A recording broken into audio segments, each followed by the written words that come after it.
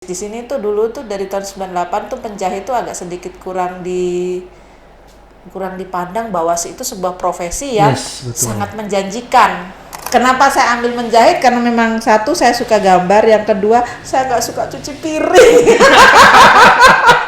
Ini Owen Podcast, datang duduk bora. Welcome to the Owen Podcast, datang duduk bora. Terima kasih untuk teman-teman yang sudah like, comment, subscribe ke channel YouTube. Kami ucapkan terima kasih banyak, Tuhan Yesus memberkati. Dan untuk teman-teman yang mungkin baru bergabung di channel YouTube ini, saya ucapkan welcome to home, selamat datang di Owen Podcast. Dan kali ini kita sudah kedatangan seorang ibu-ibu kece dan pastinya pokoknya banyak sekali bakat-bakat yang dia bakalan cerita di sini. Ada Mbak Christine. Luar biasa. Tapi sebelumnya saya ucapkan pokoknya selalu menjaga kesehatan, selalu menjaga jarak sama seperti kami. Kenapa kami tidak menggunakan masker? Karena kami sudah vaksin yang ketiga. Dan untuk kalian semua yang belum vaksin, ayo vaksin, karena vaksin itu baik untuk melindungi kita dari COVID-19 dan banyak virus-virus lainnya. Oke. Dan Mbak Christine, apa kabar? Puji Tuhan, sehat, baik. Ya, ini so far seperti itu. Oke, siap. Mbak Christine ini saya kenal karena kami punya komunitas kemarin namanya Momere Fashion Street. Jadi kebetulan kami buat kayak ikut-ikut lah di yes, yang di Jakarta. Terus kita pingin cobalah di Momere bikin seperti itu. Akhirnya kita join sama Mbak Christine karena kebetulan saya sama Kak Kikan yang MC di acaranya. Mbak Christine juga bantu untuk sediakan teman-teman yang mau jadi model untuk fashion streetnya. Dan saya sangat tertarik dengan Mbak Christine karena memang akhirnya saya tahu ini penjahit top nih di Momere ini. Punya kursus juga, luar biasa. Orang Jawa ambil semua yang di Momere. Tapi saya ada darah Momerenya juga loh. Oke, siap. Okay. Nah, Mbak Christine, menjadi seorang penjahit, bagaimana perasaan Anda? I'm so happy. Oke, siap. Sebagai seorang penjahit, dulu bilang cuma tukang jahit, tapi dari dulu sampai sekarang saya sangat bangga dan berbahagia dengan talent yang saya punya. Bisa jadi tukang jahit, bisa menyempurnakan ketidaksempurnaan orang. Itu sangat luar biasa bagi saya. Siap. Gini. Siap. Apresiasi dulu. Okay. Jadi kan memang waktu saya pertama kali saya jadi penjahit itu dari mulai SMK, dari sekolah. Siap. Jadi mulai sekolah ya kan keterbatasan ekonomi rumah ekonomi orang tua ya untuk membiayai sekolah, jadi saya harus tetap kerja. Nah, terima jahit sampai akhirnya saya hijrah ke Momere tahun 98. Itu juga sudah langsung menjahit. Jadi yang jadi anehnya tuh bukan aneh ya, agak sedikit saya merasa miris. Di sini tuh dulu tuh dari tahun 98 tuh penjahit tuh agak sedikit kurang dipandang bahwa itu sebuah profesi yang sangat menjanjikan. Itu yang saya bilang, padahal orang menjahit itu celana robek sedikit, datang ke penjahit bayar sekian ribu. Itu kalau kali saja satu hari kalau ada 10 celana berapa coba? Duit, ikan sayur sudah selesai. Siap. Itu gambaran yang paling tersederhana lah, Tapi kan untuk seorang penjahit itu sebenarnya bukan hanya itu saja, bukan hanya saya bisa menjahit yang robek saja atau apa, tidak.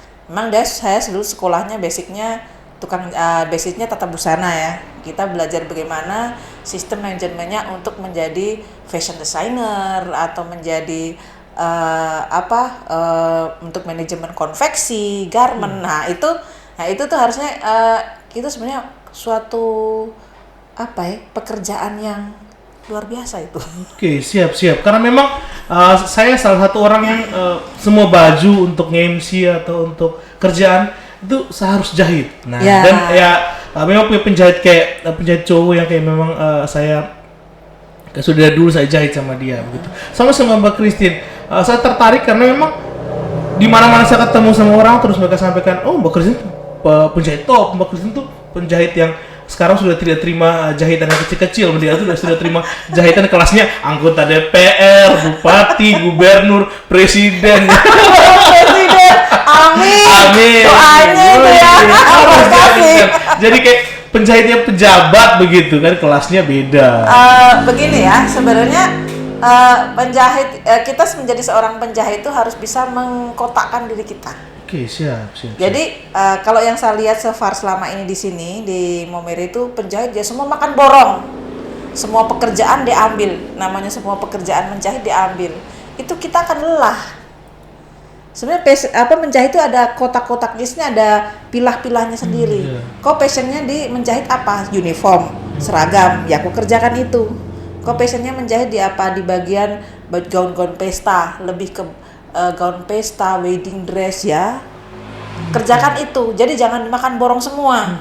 Ada penjahit yang memang saya passionnya hanya bisa untuk menjahit borongan. Kayak untuk konveksian, kodian, untuk garment ya. Kok passionnya di situ. Jangan dimakan borong semua, lelah nanti. Oke, siap. Jadi saya untuk kebetulan dari dulu kecil saya kan suka menggambar ya. Dan saya lebih seneng kayak pernik-pernik yang suatu hal yang indah itu saya suka. Berarti kan saya tidak cocok masuk di dalam uniform untuk seragam, jahitan seragam. Jadi saya lebih larinya ikut ke baju pesta, wedding dress. Itu saya di situ. Jadi bukan berarti saya ada yang pernah sebut saya bilang, "Ih sombong, memangnya ya, kita sombong." Oh enggak sombong. Maksudnya, ih sombong, memangnya kami ini nggak bayar pakai uang. Saya untung waktu itu saya ingat sekali, sudah lama sekali. Saya pernah itu memangnya kita nggak bayar pakai duit ya. Ngomongnya di media sosial nih. Jadi saya nggak membales nggak apa, tapi ketika orang-orang datang ke saya bilang kita tuh harus memposisikan diri kita di mana. Oke, siap. Namanya pekerjaan saya menjahit banyak, jahit seragam, jahit ini dan itu. Jadi saya salahkah kalau saya memfokuskan diri saya, mengkontakkan diri saya, mengklaim diri saya bahwa saya ini penjahit yang fokusnya hanya di bidang di pakaian busana-busana pesta.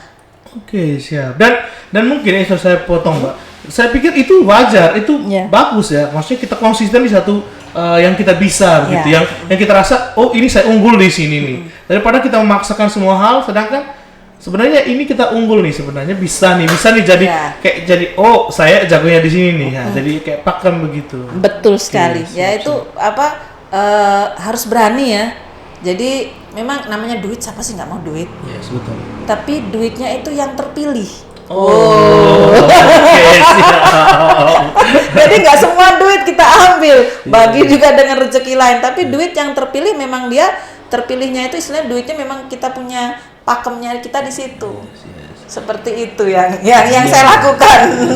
Tapi kan kalau saya ngomong senang-senangnya mungkin nanti. Tapi saya pengen ngomong yang susah-susahnya dulu. Nah, awal menjadi seorang penjahit, penerimaan dari keluarga seperti apa? Kan biasanya notabene orang apalagi perempuan kan pengen pada zaman itu ya, mungkin zaman sekarang juga masih mungkin minta maaf, mungkin ada yang masih seperti itu. Kayak contoh, kamu kuliah saja biar kamu bisa kerja di kantoran, kamu jadi PNS saja biar jadi gini. Tapi kan Mbak memilih untuk saya menjadi seorang penjahit dan saya fokus itu, dan terbukti hari ini Mbak juga ya gajinya, duitnya bukan kaleng-kaleng nih. Nah, waktu itu bagaimana waktu itu? Mungkin bisa diceritakan sedikit waktu dulu. Kalau background keluarga saya memang sih bapak saya dulu seorang tentara.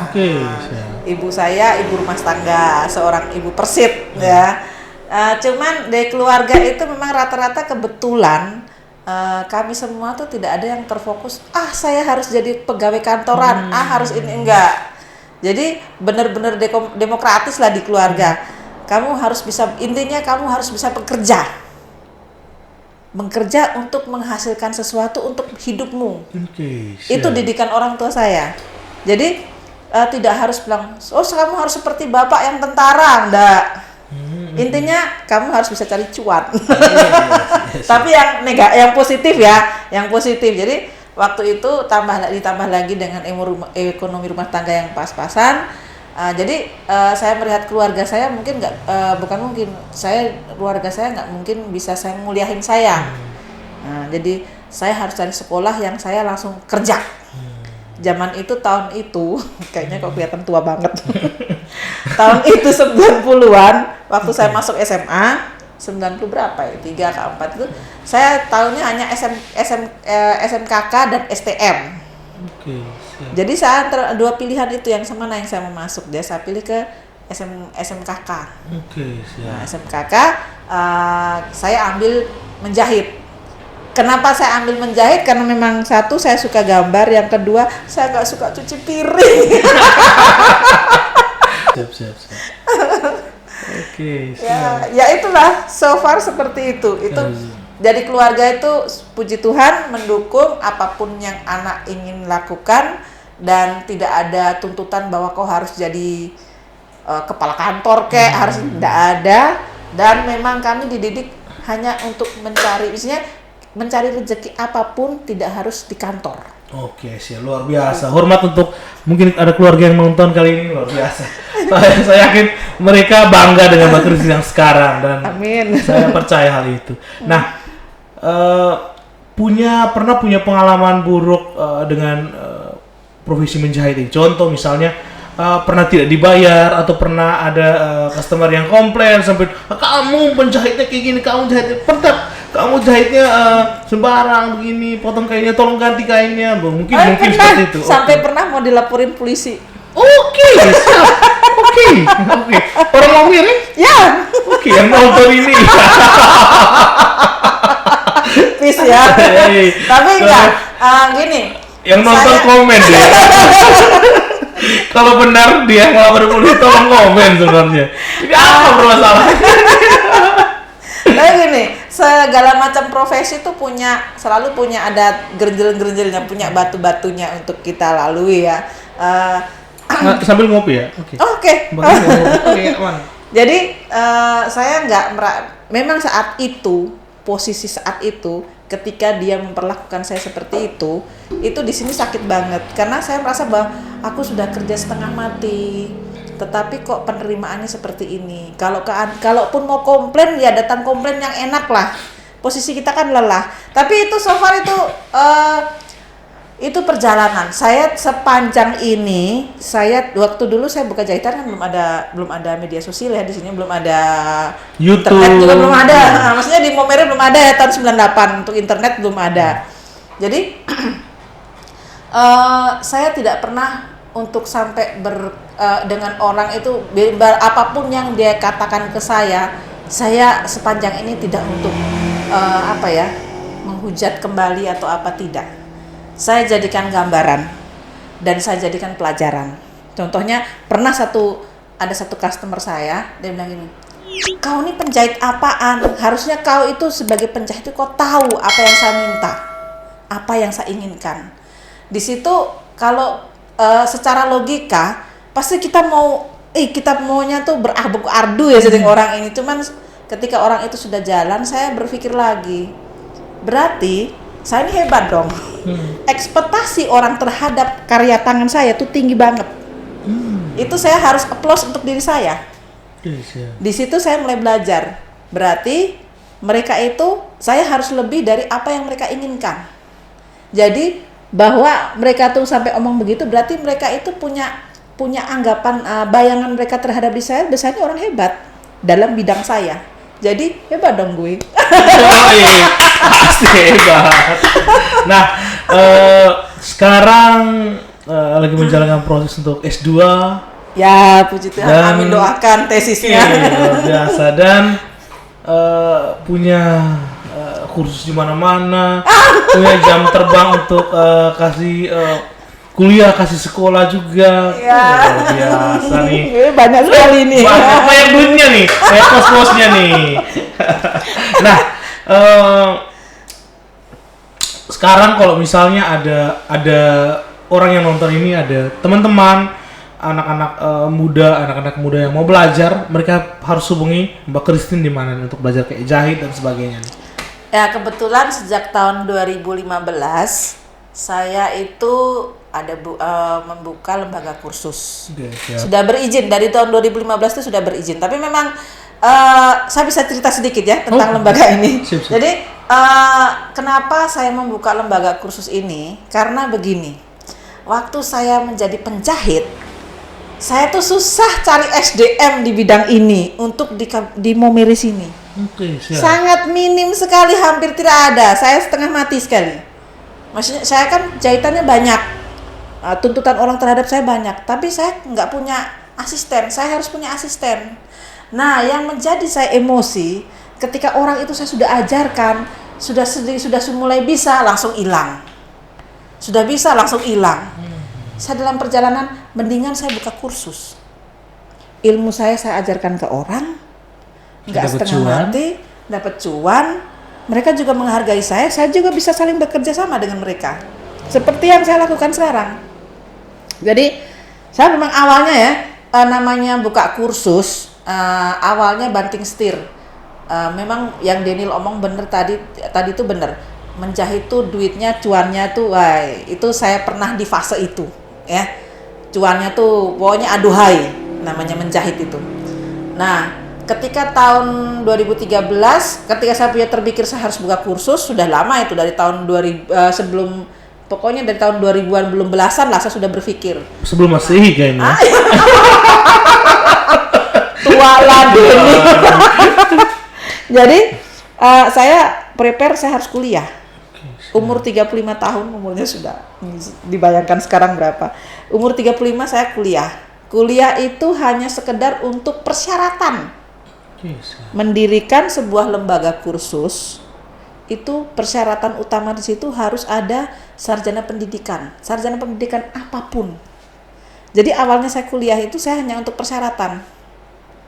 Nah, saya buka itu sampai dapat SK. Dalam perjalanan buka kursus itu laku nggak ya? Karena Daniel, saya terbiasa pegang uang. Saya kalau minta maaf ya, kalau satu hari ini saya di dalam kantong saya hanya 100 atau 200, saya stres di sini nih. Karena yang namanya penjahit nggak ada. Satu hari itu kok pegangnya 100-200 nggak ada. Ayo yang punya penjahit silahkan komen. Jangan bilang tidak. Itu nggak mungkin. Karena saya pernah di fase itu. Tidak mungkin salah satu penjahit itu satu hari hanya pegang 100.000, nggak mungkin. Lebih. Karena saya pernah di fase itu. Nah, itu kan stres, kita harus kita keluar dari zona nyaman kita. Saya buka kursus dengan modal yang hanya mesin-mesin yang saya punya untuk saya terima orang lain. Sedangkan di Momere ini notabene, ngapain menjahit? Dia menjanjikan nggak untuk hidup ke depannya menjahit? Itu pemikiran orang zaman itu ya. Orang masih berpikir bahwa ya seperti yang tadi dibilang, kerja kantoran, harus PNS, harus begini. Jadi saya buka kursus tuh pertamanya tuh 1 tahun tuh muridnya tuh hanya 1. Muridnya cuma 1. Muridnya cuma 1. Itu siapa kalau boleh tahu muridnya itu? Waktu itu Kok nekat ya dia ikut-ikutan? Kok mau dia? Cuma 1. Dianya tuh orangnya sudah tidak di sini ya. Sebenarnya 2, cowok sama cewek. Tapi itu juga nggak selesai. Kita dekat mic aja biar oke. Itu nggak selesai. Yang cowok sama cewek itu ceweknya dia ini saya sudah lupa namanya. Yang cowoknya juga akhirnya sudah pergi. Tapi sempat sampai ambil saya punya buku-buku tentang pola-pola saya kasih. Gratis. Tapi namanya nggak ingat. Ya, nggak ingat namanya siapa. Cowok harus lupa. Tapi kalau untuk cowok nontonin dan dia ikut luar biasa. Komen di bawah komen. Saya akan ajak dalam podcast ini.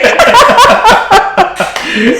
Tapi puji Tuhan, tahun kedua itu saya ditawarin sama Keuskupan Momere, Paroki Santo Yosef nih. Oke, siap. Mereka itu ada kasih pelatihan untuk ekonomi bukan untuk ekonomi membantu ekonomi rumah tangga yang menengah ke bawah. Nah, terus waktu itu suruh mereka berapa orang untuk ikut kursus dari setiap paroki begitu. Kumpulnya di Santo Yosef. Nah, yang panggil saya Pak Cornelis Oge. Halo Om Kor, maaf saya sebut nama. Nah, Om Kor kan kebetulan kami tetangga. Dia panggil, Mbak Christine bisa ngajar menjahit? Bisa. Orang saya penjahit.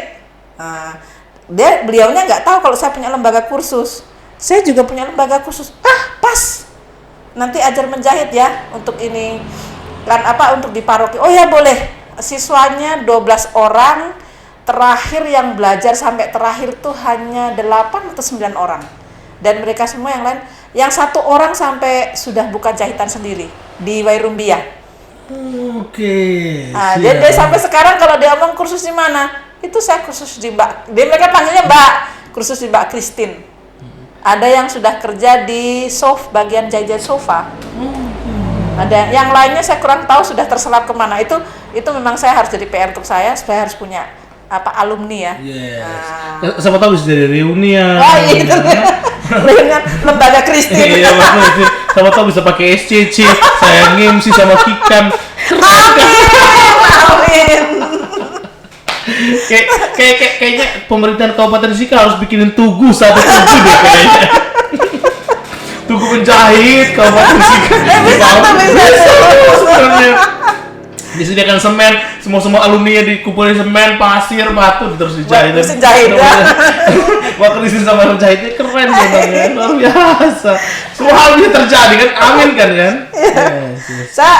Jadi saya tuh pinginnya gini, puji Tuhan sampai sekarang berjalan kursus itu ya. Berjalan walaupun pertama kali dengan progres yang siswanya 1, tahun keduanya siswanya yang selesai itu hanya 8 orang, setahun ini. Tapi nggak apa-apa, saya jalankan terus. Konsisten artinya loh. Iya, saya harus tetap menjalankan. Waktu itu saya sambil kuliah kan, jadi saya bagi antara kuliah, kasih kursus, sambil saya terima jahitan. Masih terima jahitan tapi kecil-kecil saja untuk bayar saya punya uang kuliah. Jadi kalau saya nggak terima jahit, nanti kuliah bayar pakai apa? Nah, sampai berjalan, akhirnya saya dilirik sama pemerintahan desa, Kementerian Desa. PMD. Nah, saya dijadikan P2 KTD, penyedia jasa layanan teknis desa. Untuk di bidang ini kreatif. Sampai sekarang. Luar biasa. Semoga yang Kementerian Desa bisa panggil saya. Yes. Nah, kalau misalnya ada yang pingin kursus di luar itu, mereka harus hubungi Mbak Christine di mungkin Facebooknya. Saya punya Facebook Kristiana Kayat, pakai CH. Kristiana Kayat, tadi kita tulis di bawah. Dengan LPK Christine. LPK Christine. Kristiana Kayat sama LPK Christine. Pokoknya jangan lupa kalian DM saya inbox saya di situ, Mbak Christine pasti balas. Iya. Kalaupun nanti besoknya dibalas, tetap akan dibalas karena mungkin dia sibuk. DM ke Daniel. Yes, pokoknya DM ke saya Daniel Owon atau tidak langsung ke inbox saya Daniel Owon bisa nanti pokoknya. Tapi kalau Instagramnya ada? IG-nya ada. IG-nya boleh tahu? Kristiana Kayat juga. Kristiana tapi sekarang Kayat. Sama sudah ada dengan LPK Christine juga. LPK Christine juga. Pokoknya punya Facebook, Instagram juga. Nah, kalau untuk TikTok mungkin? TikTok lagi saya berpikiran ke sana. Yes. Kalau reel saya sudah mulai berbuat karena memang saya harus terus promosi tentang lembaga saya ya. Yes, promosi tentang lembaga saya, dan saya baru ingin membangun konveksi, Daniel. Oke, siap. Amin. Dan mudah-mudahan kita aminkan dan kita mohon kerjasama sama Mbak Christine, dan mudah-mudahan next kita akan duduk di sini dengan semua pernak-pernik dari Mbak Christine. Amin. Endorse. Oh iya, saya punya label. Oke, siap. Label saya namanya Dabak. Dabak. Kenapa namanya Dabak? Dabak itu karena gini, dulu tuh kan saya paling seneng kalau nambal-nambal. Perca kain itu jangan terbuang. Oke, siap. Ya, saya sering buat tambal-tambalan suatu, misalnya tas apa itu atau baju itu saya tambal-tambal tapi yang unik-unik. Makanya saya tanya nama yang unik apa ya di sini yang sesuai dengan namanya. Sebenarnya dulu pertamanya patchwork. Kalau secara bahasa Inggrisnya kan patchwork, cuman kan lafalnya kok susah. Saya juga susah kan ngomongnya. Nah, terus akhirnya saya cari waktu itu saya duduk di tempat kafenya KIC. Saya duduk ini namanya apa ya? Akhirnya saya kayaknya cocoknya Dabak. Kalau Dabak gimana? Gitu. Jadi teman-teman situ ada Dokter Nur juga bilang, oh bagus, keren. Oke lah, akhirnya lahirlah nama itu Dabak. Oke, siap. Berarti Mbak Ise, terus Mbak Nur atau Dokter Nur. Itu ada bagian gitu. Sebenarnya biasa orang-orang ini. Karena mereka juga orang-orang hebat. Ya, sangat hebat. Dan mereka harus di sini. Kalau mereka gak hebat, mereka kita nggak undang. Berarti harus kita undang dong. Oke, dan banyak saya yakin banyak termasuk ibu saya juga seorang penjahit yang kursus sama Mbak Christine. Yes, tanpa Mbak Christine tahu, ibu saya itu kursus 3 hari di tempatnya Mbak Christine. Iya. Terus dia menyombongkan diri dengan bawa mesinnya yang dulu pakai kaki ya, manual, sekarang sudah agak yang cok-cok listrik, lalu lumayan dia, dan ya jahitannya biasa saja juga. Itu keahlian loh. Yes, kalian. Keahlian. Saya berpikir bahwa menjahit penting untuk kita, karena salah satu contoh seperti yang tadi saya sampaikan Mbak Christine, kayak contoh kancing saya baju terlepas, yes, kan bisa jahit, atau ada yang minta maaf celana dalamnya robek, kan bisa jahit juga sendiri. Iya. Yes. Pernah Daniel ada satu ini Daripada dibuang sih didapak dong. Yes. dia pernah Daniel, satu customer saya kancing bajunya terlepas, dia bawa ke saya. Saya sampai bilang, aduh, pekerjaan begini saja sedikit emosi tapi juga rasa lucu. Kancing baju kemeja nih terlepas. Nah ini saya pinjemin jarum benang pasang sendiri. Tidak bisa. Aduh Tuhan nih. Saya bilang itu oke lah, baik. Saya dalam hati ini nih harus ada pembelajaran tentang hal ini nih. Yes, makanya kepingin saya kalau di sekolah tuh ada pembelajaran. Oh, yang punya sekolah bisa undang saya. Betul. Saya pernah jadi seniman masuk bagian seniman masuk sekolah loh. Oke. Saya ngajarin itu dan sampai ke kementerian diambil videonya. Jadi saya ngajarin anak-anak tuh sulam. Ada 3 tusuk delujur, tusuk veston, dan tusuk tikam jejak. 3 tusuk itu dipakai modal untuk bikin tas HP. Dan jadi barangnya sampai di video bawa ke kementerian. Oke nih Mbak Christine. Nah, ini biasanya di penghujung podcastnya kami, itu biasanya kami minta narasumber untuk memberikan motivasi. Saya nggak ingin Mbak Christine memberikan motivasi untuk adik-adik yang saya tidak ingin kuliah, saya nggak punya modal kuliah, saya ingin jadi tukang jahit tapi masih ragu-ragu nih, ini bisa tidak menghidupi saya ke depannya, seperti itu. Nah, Mbak Christine sebagai seorang penjahit senior, sebagai seorang orang yang sangat luar biasa lah nih ketika dengan dunia jahit. Dan saya pikir bisa memberikan motivasi, masukan untuk teman-teman semua. Oke. Satu sih harus konsisten ya. Siap. Konsisten itu harus paling penting.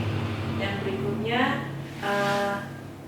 untuk menjahit itu jangan takut, dia itu profesi yang tidak akan pernah habis.